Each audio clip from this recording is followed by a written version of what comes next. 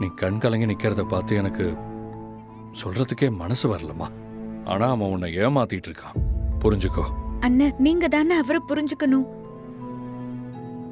ஆமா அண்ணன், என்ன நடந்ததுன்னு நீங்க தெரிஞ்சுக்கிட்டா நான் சொல்றது உங்களுக்கே புரியும்.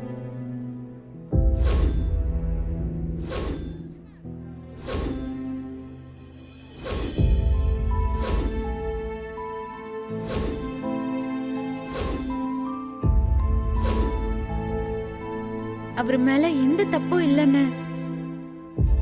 டேய்,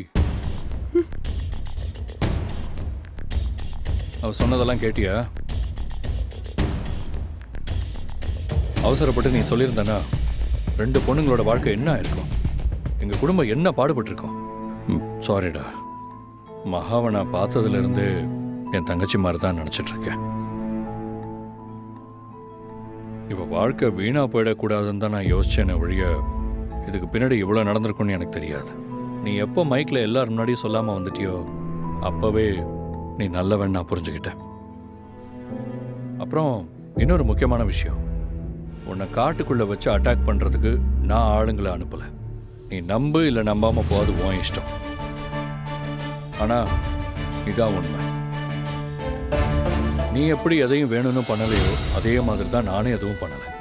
அதை மீறி உன் ஈகோவை எங்கேயாச்சும் ஹர்ட் பண்ணியிருந்தா ஐம் சாரி கர்ணா. அண்ணன், உங்களை அடிக்க ஆள் அனுப்புற அளவுக்கு அவர் ஒன்றும் மோசமானவர் இல்லைன்ன, ரொம்ப நல்லவர். என்ன இப்போ நம்புறேம்மா. கர்ணா, காட்டுக்குள்ள என்னையும் யாரோ அட்டாக் பண்ணாங்க.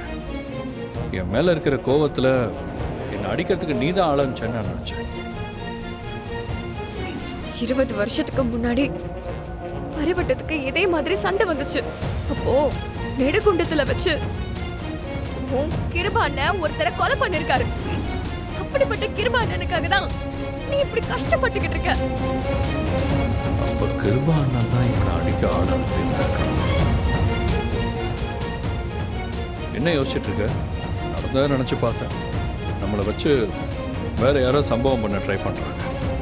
அது மட்டும் எனக்கு நல்லா புரியுது. நீ சொல்லும்போது தான் எனக்கும் ஸ்ட்ரைக் ஆகுது. சிலம்பம் போட்டியிலிருந்தே இதான் நடந்துட்டு இருக்கு. அது புரியாம நம்ம 2 பேரும் சண்டை போட்டுக்கிட்டு இருக்கோம். ஆமா, இதெல்லாம் யார் பண்ணாங்க, ஏன் பண்ணாங்க? என்னோட பிரச்சனை என்ன ஏதுன்னு எனக்கு தெரியும். ஆனா உன் பிரச்சனையில் என்னங்கிறத நீ தான் கொஞ்சம் ஜாக்கிரதையா இருக்கணும்.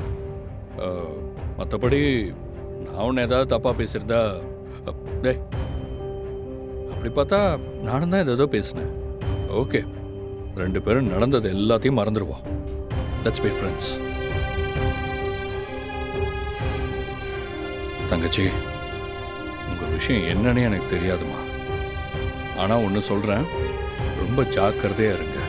உனக்கு ஏதாவது பிரச்சனைன்னா இந்த அண்ணன் உனக்கு துணை இருப்பான்.